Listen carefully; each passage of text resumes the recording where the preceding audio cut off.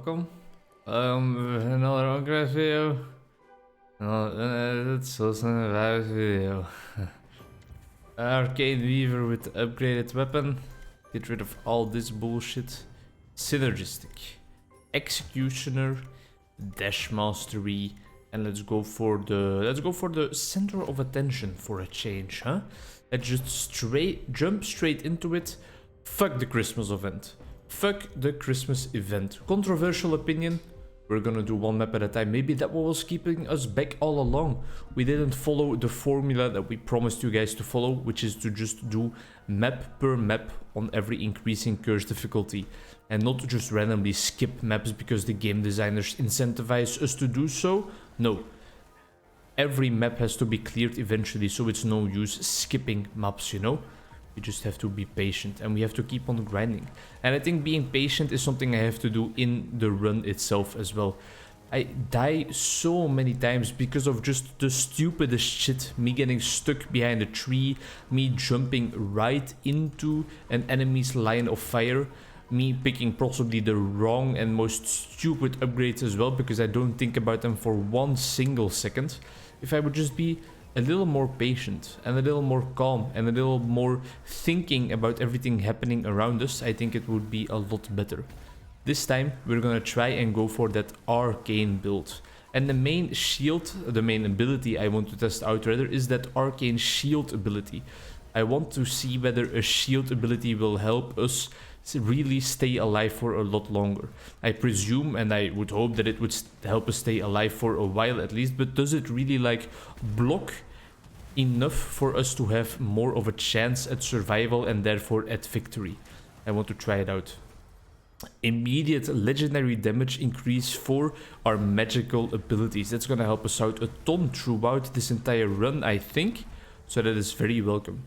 We're gonna choose Fire Pillar for now, but in reality we are looking for all things arcane, so the Fire Pillar is not here to stay. Is the Arcane Disc here? The Arcane Disc is here to stay because we are going for that arcane build, so that's fine. We want some movement speed potentially, we want arcane. I think magic missiles is gonna be fine for now.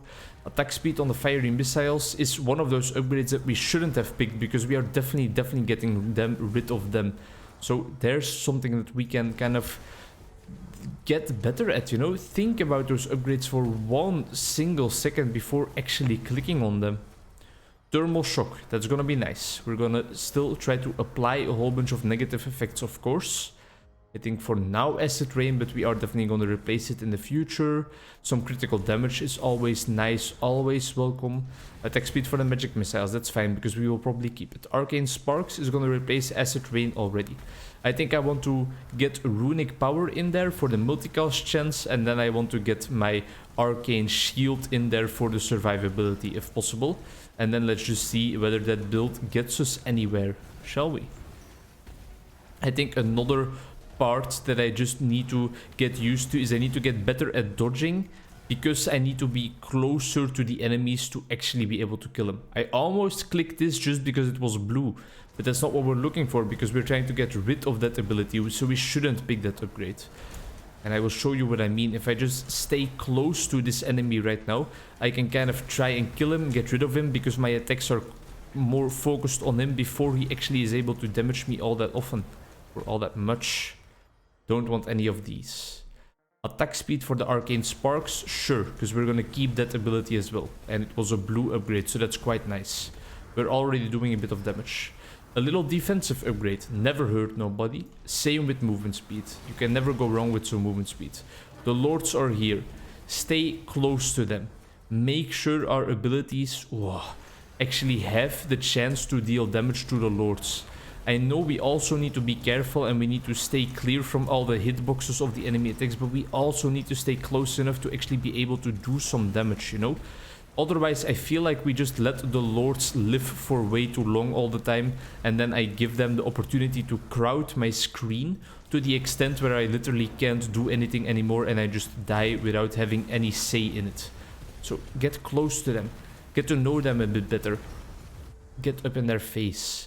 Area, I almost picked this because it was epic, but area of effect of all our arcane abilities, that's going to be helpful. There we go. All right. We have stayed nice and close to these lords, and look at their health bars, right? Arcane Beam is, I think, nice. It's way nicer than Fire Pillar, so I think we're gonna go with that for now. But we might not stay with Arcane Beam for the remainder of our times. The boss is already down, the lord. And keep in mind, we are playing on Curse difficulty 6. The difficulty we normally have so much troubles with. I'm not gonna go for the Arcane Beam upgrade, because I'm not completely sure I want to keep that up until the end of my days, up until the end of the run. So for now, I'm gonna go with a more general upgrade. Same here, a general upgrade is gonna be more beneficial. I think Touch of Ice is welcome. Frailty, very much welcome, because we already have the ability to apply poison. We might have already had a Frailty upgrade as well, but I don't think so, because it's all the way over here. Don't need any of these. Multicast for all of our arcane abilities is more than welcome, definitely. Let's get close to this enemy that we want to get rid of immediately, so that we can actually get rid of it quickly. I think we can go for attack speed on the Arcane Sparks here, even though it's very selective for one skill. It was of the blue rarity, so that is quite nice. Frequency of the Bloodlust. I think we will keep Bloodlust. A little more Frailty, a little higher chance. And then all we're hoping for is our synergetic upgrade, or rune rather, to actually put in the work and give us all the other options. Vicious Strikes, we get it every run. We will never say no to it, because it's a nice way to clear out these little additional mobs out from the start. Alright, I think that is enough gameplay talk for now. Last episode we had a nice discussion about the World Cup and the implications of the World Cup. This episode, what topic do we have in store today? Let's see, what else is there to talk about? Let's talk about some birds. Did you know, for example, that the smallest bird in the world is called the bee hummingbird? You should look it up. It's a very, very cute looking animal. It's definitely pleasant to look at. The bee hummingbird. Hummingbirds are so cool. I think they are the birds, if I'm not mistaken, but I'm not an ornithologist, if the word is the same in English as the Dutch equivalent of ornitholoog. I'm not that much of a specialist when it comes to birds, but I think hummingbirds are those birds that kind of like hover in one place by flapping their wings oh so quickly, right? And I always loved that. It's one of the marvels of nature that I can never get enough of. And there's quite a bunch of those, because I really, really love looking at nature in all of its beautiful little intricacies. Attack speed on the magic missiles. Yes, please. Stay close to the bosses. Allow our abilities to hit the bosses and actually deal some damage. Make sure that we are still dodging in the meantime, though. And then everything will be fine. Everything will come up Millhouse. Multicast is always nice, always helpful, whatever type of build you are going. And there we go, just stay nice and close. Make sure that our abilities can really, really hit the bosses, because our abilities pack a punch if they can all hit the bosses, because of the exposed stacks that we are also applying. We kind of got stuck a little bit there. Arcane Power and Arcane Shield. I think I'm gonna go for Arcane Shield first, because I definitely need some more defensive capacities to actually take care of these enemies. And it is level 6 from the get-go. That's very nice, because of all the general arcane upgrades we took so far. I don't know if we have the shield around us right now. I guess not, because we got damaged. Let's see if we can clearly spot it once it gets summoned. It's here now. So I guess we have the shield on now. Huh? I don't know. I have no idea how it works, and I don't have the time to read it right now. Creates a shield around you, absorbing up to 60 damage and lasting for 15 seconds. And it explodes when it expires. Alright, Behemoth, some maximum health, please. So it can absorb up to 60 damage, which is, I think, like just a nice boss hit. But maybe if we can increase the frequency, decrease our general cast time a bit, it can actually become a potent ability in terms of survivability. Don't get stuck off the tree. When I get stuck on trees or rocks, I should get into the habit of doing what I did right there, which is dashing to the other direction. And not trying to just go forward and go around it. No, really backtrack for a second. Realize your mistake and give into the mistake. Multicast on the Arcane Beam, or damage increase on everything empowering. I think I'm gonna go damage increase on everything empowering, because I want this Arcane Shield really to pop off. It's almost a shield for 70 damage now. That's nothing to sneeze at. Beautiful stuff. Final boss of this wave is as good as done. There he goes. And nice. 2 waves completed. Although I am quite scared. And me being scared is I am afraid that I didn't correctly put on all the curses. Because why is there only 15? Isn't it supposed to be 20? I really hope I did it. If we do get the chance to look at whether we if we get the chance, because we completed this entire run and I then realized that I didn't put it onto the highest level. I'm gonna get rid of Bloodlust. I'm gonna be very sad.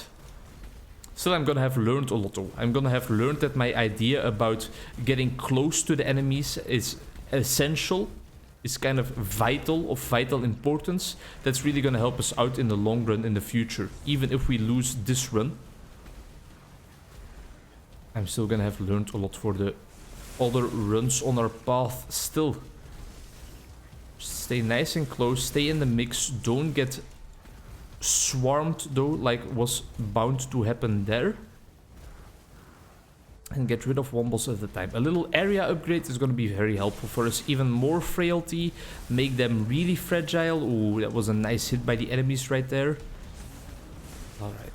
Alright, so what do we need to do? We need to get close to the boss, but we need to make sure that it's an area where we can also get out of harm's way if needed. So I think this angle is going to be nice for us.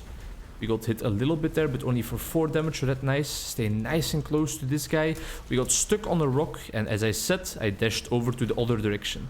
We don't want to stay too close to that guy while he is whirlwinding. So let's bring Alexi a little visit over here on this side of the map. Let's get our Fateful Strikes in there. I feel like our Synergist rune hasn't been popping off this run. We don't have that many synergies yet, I think. So we are not applying the most... we are not applying the most amount of negative effects that we have ever applied in a Soulstone Survivors run. You can be sure about that. Let's kite this guy around a little bit. Make sure our arcane discs are flying into his nostrils, into his face. And then let's see. A general multicast is I think what we are looking for right here. And I'm also, for good measure, just immediately gonna pop that health crystal. Make sure that we stay at a nice, large and healthy health bar. All bosses are grouped up over here, which is very dangerous to get hit, but also very nice for us to deal a lot of damage. Let's get out of there for a second again. Get rid of this pillar while we are passing through.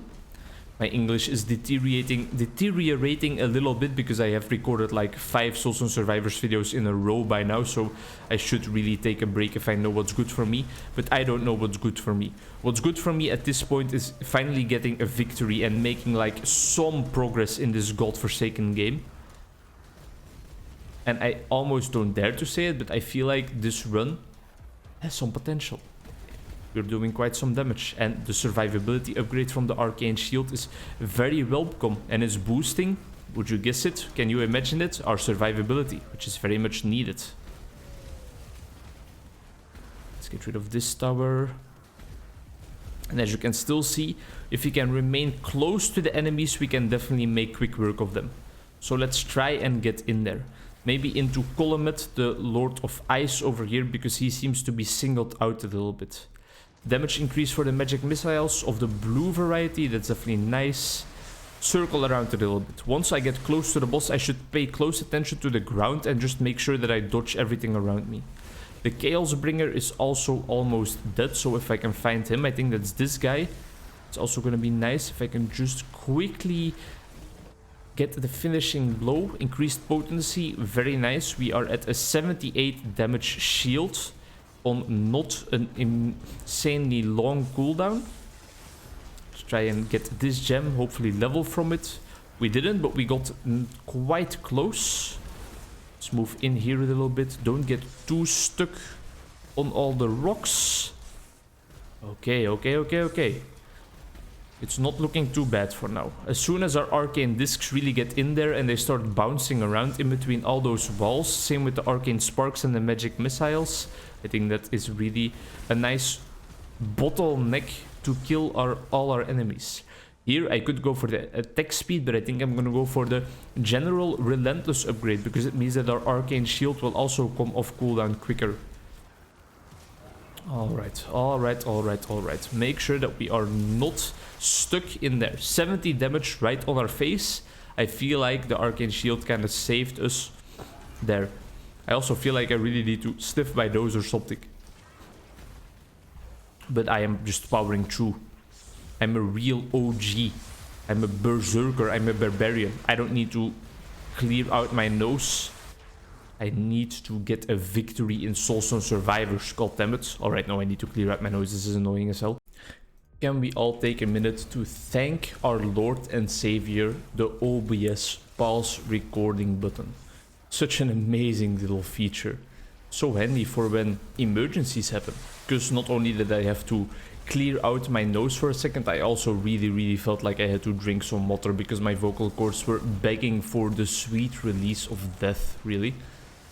I have been talking for a while already. And some might say that, some might question why. Why have you been talking for so long? Because nothing that makes any sense or is worth being said has come out of your mouth for the last 5 Soulstone Survivors episodes. And I can't completely discredit that assessment. I think there's some truth in there, some value in there. But then again, that's very mean of you, man. Don't say something like that. You might hurt someone's feelings.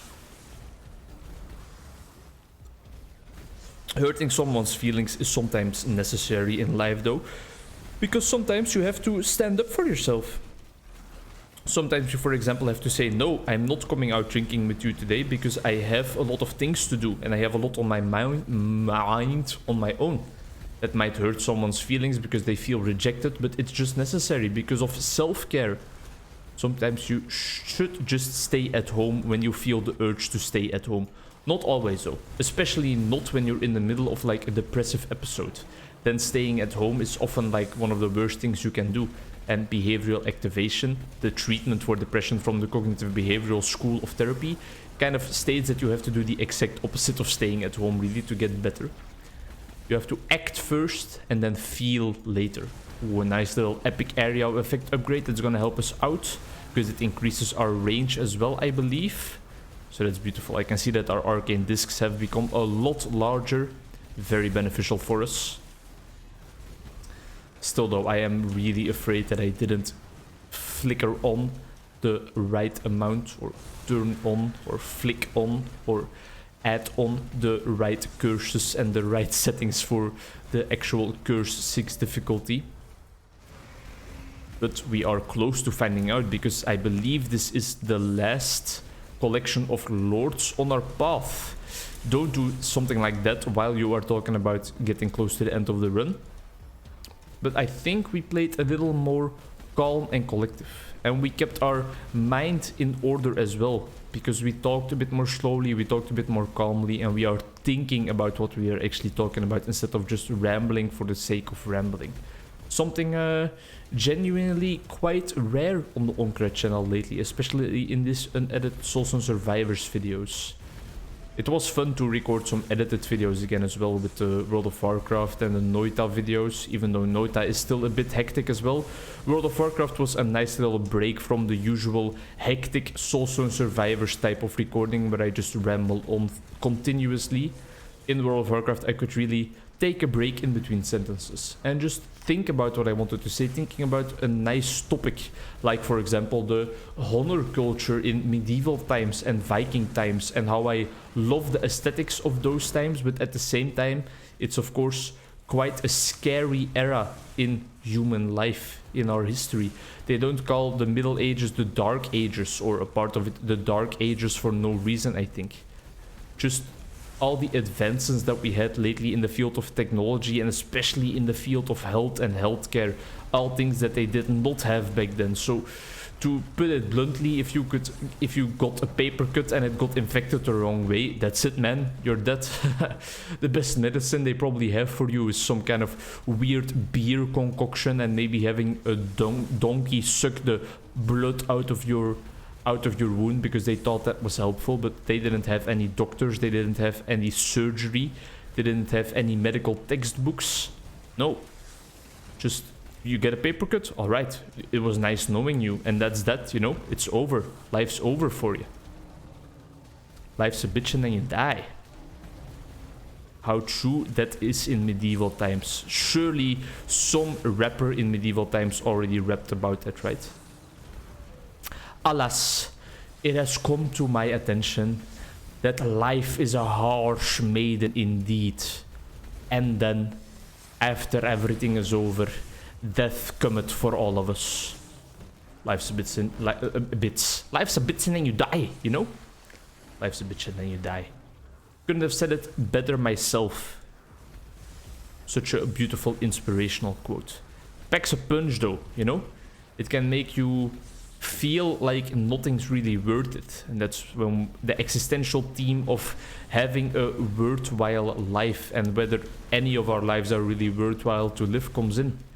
The existential given of meaning and of making meaning or finding meaning in your life.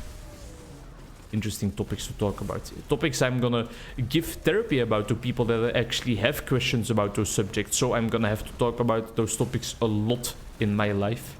And I also need to think about those topics a lot in my life as well. Because I need to know how I stand in terms of the existential givens before I can listen to other people talk about them. Because you need to have your own standpoint on certain things if you want to hear out and have an actual dialogue with somebody on certain things. Because they are going to ask for your opinion as well.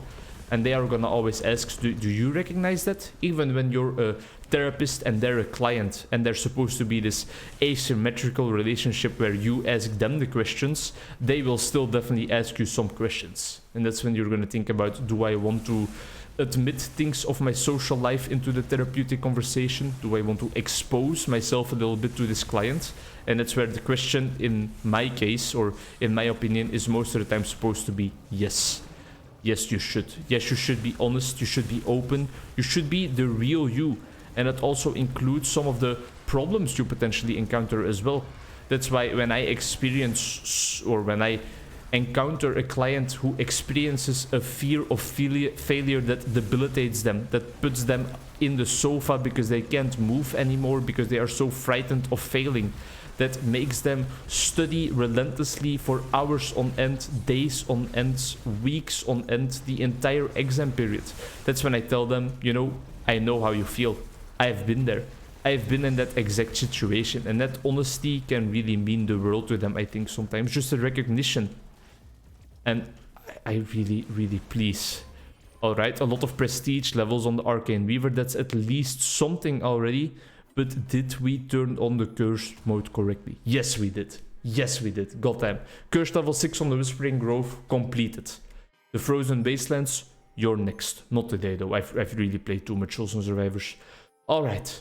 Oh, I really needed this. I needed this mood reset for a second. Thank you very much for watching. I hope to see you in the next one. Bye-bye. With a smile on my face this time.